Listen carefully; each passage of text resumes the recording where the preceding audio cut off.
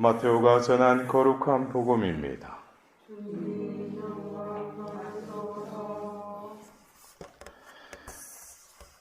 그때 요한이 그리스도께서 하신 일을 감옥에서 전해 듣고 제자들을 보내어 오실 분이 선생님이십니까?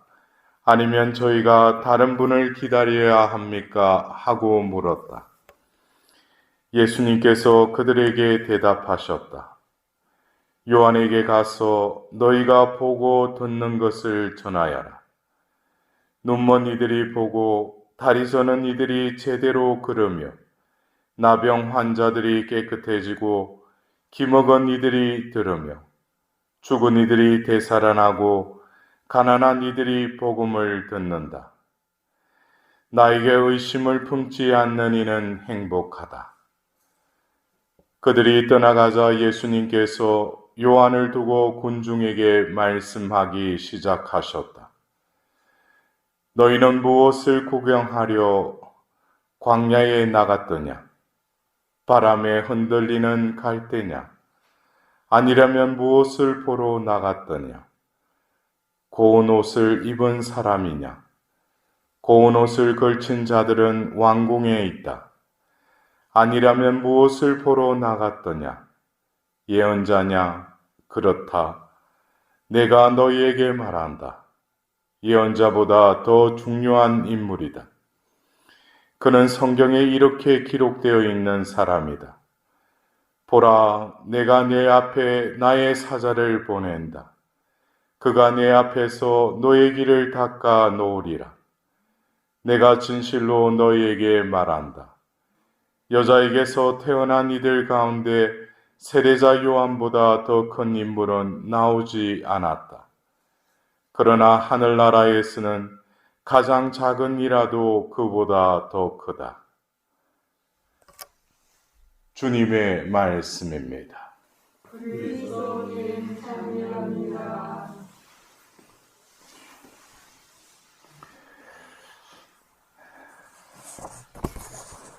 우리가 이 대림 시기를 지내면서 지난주 대림 제2주일 또 오늘 우리가 맞이하고 지내고 있는 대림 제3주일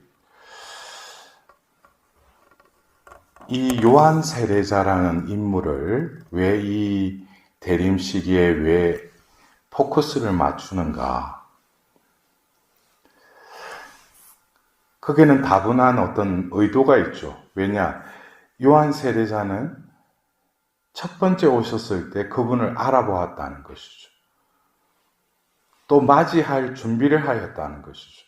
그래서 우리가 요한 세례자의 그 개인의 그 존재를 볼 것이 아니라 그 존재가 내가 되어야 된다는 거예요. 왜냐? 우리는 두 번째 오심을 준비하고 또 그분을 맞이해야 하기 때문에.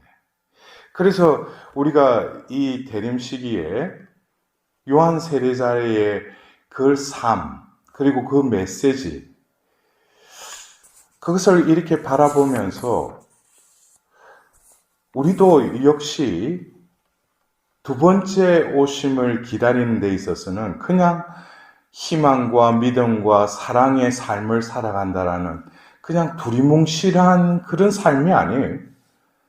아주 구체적이고, 그러나 그 구체적인 삶 속에서는 이 세상에 속한 삶이 아니라 요한 세례자가 광야에 나아가서 때가 되기까지 금욕과 또 그 희생의 삶을 살았듯이 우리들도 그러한 삶을 살아가야 된다는 것입니다. 그렇다고 해서 우리가 다 광야로 나아가는 것이 아니라 이 세상의 풍족한 가운데서도 내가 구원을 위해서, 영원한 생명을 위해서는 또 부족함으로 내가 자족할 수 있는, 그리고 어떤 시끄러운 가운데서도 내가 침묵으로 나아가는, 분주한 가운데서도 신과 하나님과 독대하는 그러한 삶을 내가 스스로 찾아 나가야 된다는 것이죠.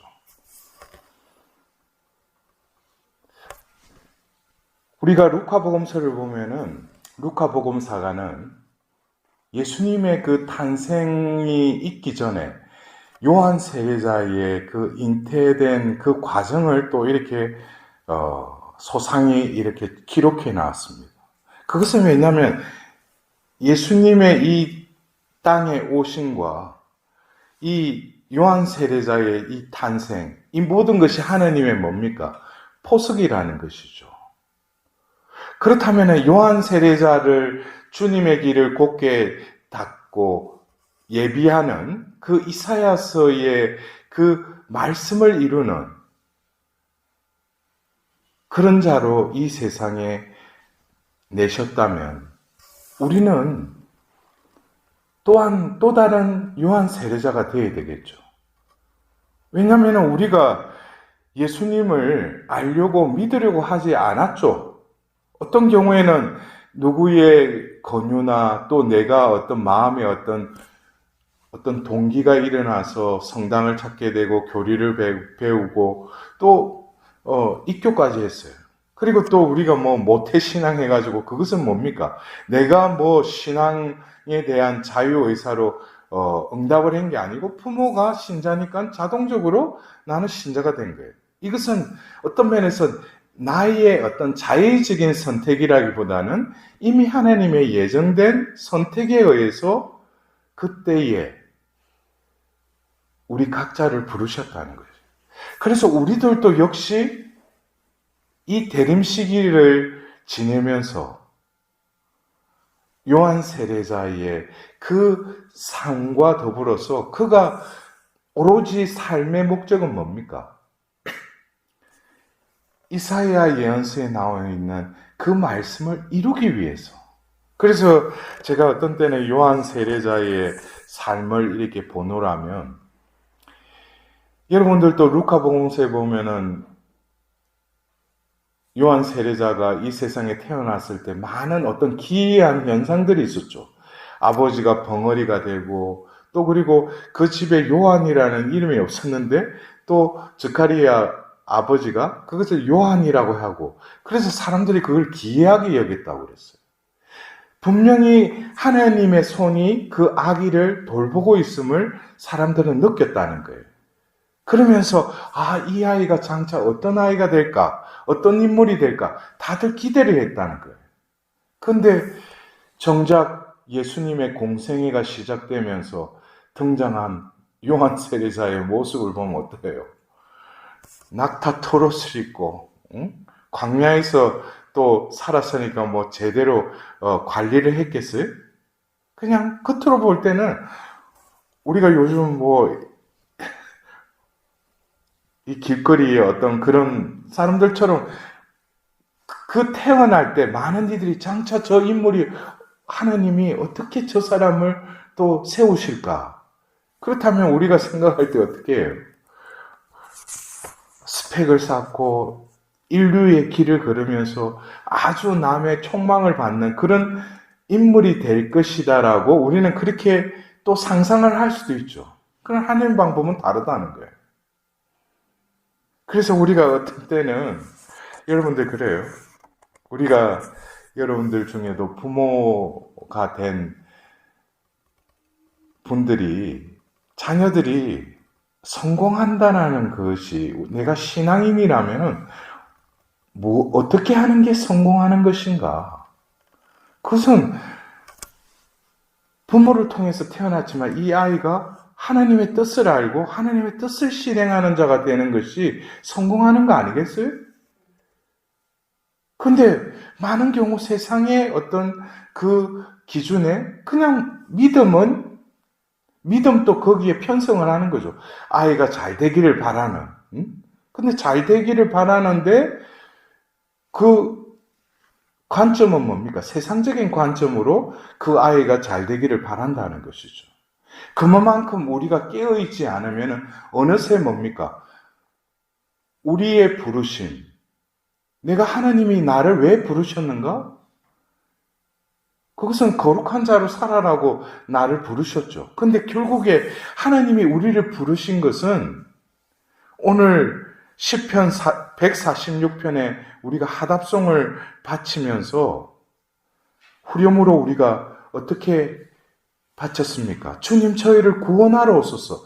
결국 우리가 이 교회에서 또 신앙인으로서 살아가는데 어떻게 보면 궁극적으로 이루어야 될 것은 나의 구원 아니에요? 우리의 구원 아니에요? 여러분들 그것이 아닌 그때 되면 내가 이 생을 마치고 죽을 때쯤 되면은 이런 기도를 하고 지금은 내 관심사, 내 가족들, 내 현세적인 어떤 문제 이거를 해결하기를 바란다 이거예요. 그러니까 이게 삶이 무질서한 거죠. 나는 분명히 나를 부르신 분은 나를 어떻게 하겠다는 거예요? 너를 구원하겠다는 거죠. 근데 그 구원의 삶을 살지 않고 현세적인 삶을 살다가 막바지에 가서 주님 저를 구원해 주소서. 그럼 번지수가 이미 많이 틀리다는 거예요. 내가 이 생에서 내가 주님의 길로 나아가야 되는데 처음부터 방향을 달리하고 이리로 나아갔다가 점점점 멀어진 구원의 길가 해서 그때에 비로소 구원해 주소서 하면 뭡니까? 소리가 아무리 크게 질러도 이미 떨어져 버렸다는 거예요. 그래서 우리가 이 대림 시기에 요한 세례자에게 다시금 우리의 눈길을 돌리면서 요한 세례자의 삶을 바라보면서 예수님의 첫 번째 오심을 그가 어떻게 맞아들이고 알아보았는가.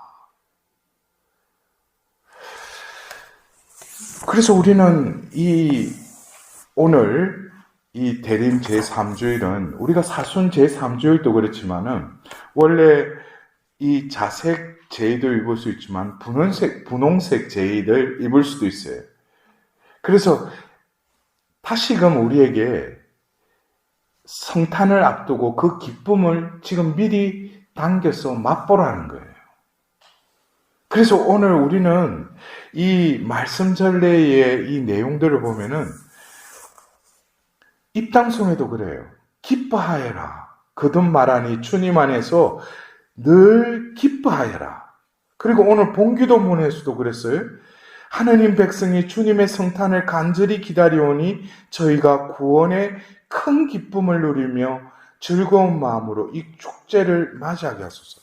그래서 여기서 보면은 입당송에는 주님 안에서 기뻐하십시오. 이 필리피스의 말씀을 이렇게 담아놨어요. 그리고 오늘 본기도문에도 우리가 성탄을 맞이하는데 그냥 간절히 성탄을 맞이하지만 오늘 교회에서는 이 본기도문을 통해서 어떻게 맞이하라고 그랬어요? 구원의 큰 기쁨을 누리며 즐거운 마음으로 이 축제를 맞이하게 하소서 그랬어요. 구원의 큰 기쁨을 누리라는 거예요. 첫 번째 오셨을 때 사람들은 알아보지 못하고 맞이하지 않았지만 예수님은 분명한 목적이 있었죠. 인류를 구원하기 위해서 오셨죠. 사람들은 그분을 또 배척하고 십자가를 못 박았죠. 그러나 예수님은 우리를 구원하기 위해서 십자가에 죽으시고 부활하셨어요. 그러면 우리가 두 번째 오심을 기다리면서 하느님 백성인 우리들이 진정으로 내 삶에 있어서 기쁨은 어디에다가 무엇 때문에 기쁨을 느끼는가? 그것을 다시금 그 기쁨의 원천을 다시금 바로 잡아라는 거예요. 우리가 왜 기뻐요? 우리가 이 대림 시기에 왜 성탄을 맞이하면서 우리가 기쁨을 누리라고 하는 거예요. 구원의 큰 기쁨. 다시금 두 번째 오실 때도 예수님이 오셔서 결국에는 뭡니까? 첫 번째 오셔서 우리의 구원의 길을 열어주셨다면 그 구원의 길을 걸어간 이들에게 두 번째 오셨을 때는 예수님이 무엇을 주신다고 그랬어요? 상급을 주신다고 했어요. 여러분들 이게 우리 안에서 정리가 돼야지 첫 번째 오심을 바라보는 것과 두 번째 오심을 왜 우리가 큰 기쁨을 누리고 맞이해야 되는가. 그리고 즐거움을 가지고 맞이해라는 거예요. 그래서 지금 그래 말하면 내 현세적으로 힘들고 지금 여러 가지 산재된 어려움들이 있는데 뭘 기쁨을 느끼고 보면 즐거워하라고 그러는가. 그게 제가 아까 말씀드렸죠. 차원이 다른 기쁨이라는 거예요. 즐거움이라는 거죠. 우리가 이 생을 사는 동안에는 각자에게 어려움이 있을 수밖에 없어요. 그러한 것들이 없으면 어떻게 돼요? 우리는 본성적으로 하나님을 떠나서 살게 돼요. 오히려 고통이 명약이 되는 것이죠. 우리는 그것 때문에 또 하나님께 나아갈 수밖에 없어요. 그러나 이 모든 것도 우리의 가치관과 관점이 설령 이 현세에서 시련 중에 있고 병 중에 있고 어떤 어려운 문제 때문에 내가 지금 많이 한숨을 쉴 수밖에 없는 현세일지라도 기뻐하라는 거예요. 이것은 현세의 것에서 기뻐하라고 하는 것이 아니라 하나님께서 상급을 주실 때 이것을 이겨낸 시련을 이겨낸 자들에게 하느님이 마련하신 그 상급을 미리 맛보면서 기뻐하라는 거예요. 그게 바로 정말론적인 신앙인의 삶이 아니겠어요? 그러나 예수님의 공생애를 보면은 실질적으로 예수님은 눈먼 이들이 보고 다리 저는 이들이 제대로 걸으며 나병 환자들이 깨끗해지고 기 먹은 이들이 들으며 죽은 이들이 되살아나고 가난한 이들이 복음을 듣는다. 예수님의 그 공생애에 가는 곳마다 예수님은 이 말씀, 이사야서의 이 말씀을 실현하셨죠. 그렇다면은 우리들에게 있어서도 눈에 보이는 어떤 응답이라기보다도 내가 진정으로 구원의 그 길로 들어서서 구원의 상급을 받기까지 우리가 가져야 될 눈, 귀, 다리, 그리고 나병, 이것을 어떻게 영적인 차원에서 우리는 이해해야 된다는 거예요. 꼭 육적인 차원에서도 예수님은 치유를 시켜주시지만 하나님은 우리는 구원하시는 분 아니겠어요? 그렇다면은 우리가 이 대림 시기를 지내면서 이 말씀이 나에게 이루어지기 위해서는 또 다른 차원, 눈먼 이들이 본다는 거예요. 이것은 뭡니까? 내가 세상 것에는 눈이 가고 그것을 잘 보는데 하나님을 잘 보지 못한다는 거예요. 그거는 영적인 눈이 뜨이지 않았다는 거죠. 그리고 다리 저는 이들이 제대로 걸으면 이것은 뭐냐? 어떤 불구자, 육신적인 불구자를 말하는 것이 아니라 분명히 나를 구원으로 초대를 하셨는데 나는 뭐예요? 나의 길, 욕망의 길로 쫓아가고 그러니까 나는 어떤 또 다른 다리 저는 이와 같이 불구자라는 거예요. 이것을 주님께서 뭡니까? 생명의 길, 구원의 길로 나아가도록 나를 제대로 걷게 해주신다는 거예요. 그리고 나병 환자들이 깨끗해지고 몸이 썩는 외적인 나병이 아니라 내 안에 썩어 문드러진 영적인 나병 환자임을 내가 깨닫고 하나님께 나아가서 자비를 베풀어 달라고 할 때 하나님은 내 겉으로 드러나는 나병이 아니라 내 안에 있는 그 나의 영혼을 병들게 하는 그 나병을 낫게 해주신다는 거예요. 그리고 기 먹은 이들이 들으며 나의 귀가 하나님의 복음에 다시금 에파타하고 열릴 수 있도록 그리고 죽은 이들이 되살아나고 가난한 이들이 복음을 듣는다. 이것은 실질적으로 나도 어쩌면 60만 살았지 하나님을 몰랐다면 이미 이 생에서도 죽은 이였는데 하나님께서 나를 되살리셨다. 그리고 가난한 이들이 복음을 듣는다. 결국 나에게 있어서는 뭡니까? 하나님만이 나의 전부요. 세상 것은 소유함에 있어서는 자유로워지는 그 가난한 이가 될 때 진정으로 하나님이 우리에게 주실 그 상급, 구원의 상급의 그 복음을 비로소 받아들이게 된다. 그래서 우리는 이 대림 제3주일을 자선주일이라고도 그러죠. 그래서 우리가 이 자선이라는 것이 우리에게는 분명한 목적이 있어요. 그냥 내가 가진 거의 일부를 가난하고 불쌍한 일을 위해서 내어주는 그것은 1차적인 드러남이라면 2차적인 것은 뭐겠습니까? 이 자선은 결국 남이 아니라는 거예요.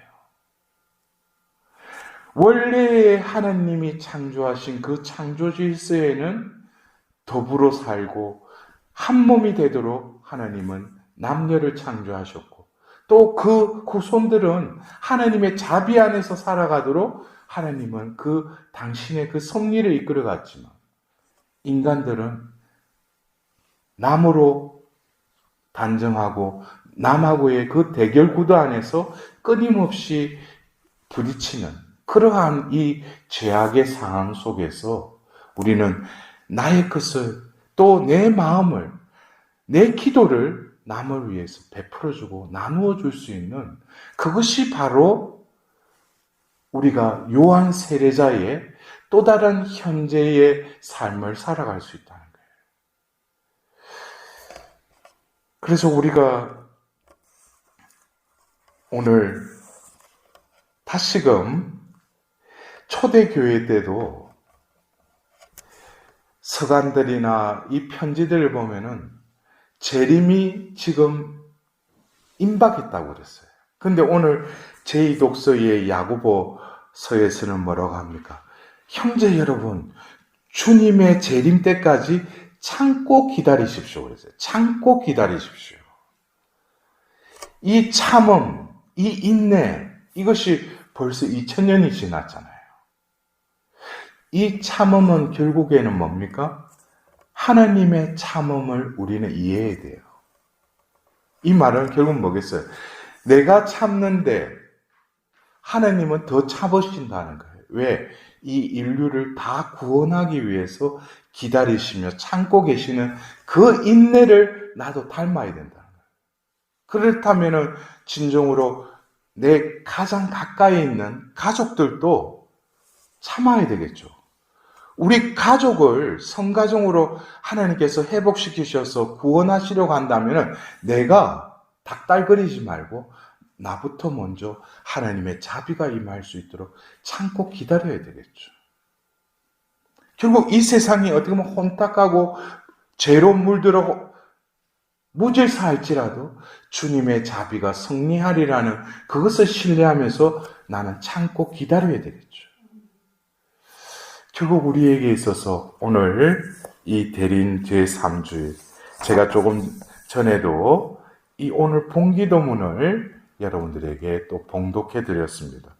여러분들도 구원의 큰 기쁨을 누리며 즐거운 마음으로 이 축제를 맞이하게 하소서라는 그 기쁨과 그 즐거움을 여러분들이 하나님의 은총에 의해서 느낄 수 있는 이 복된 대림 시기의 주일이 되었으면 합니다. 그리고 그 기쁨과 즐거움을 나 혼자만 소유할 것이 아니라 주위의 이웃에게 또 선포하고 나눌 수 있는 복된 자로서의 삶을 살아갈 수 있도록 다시금 하나님께 자비를 구하도록 합시다.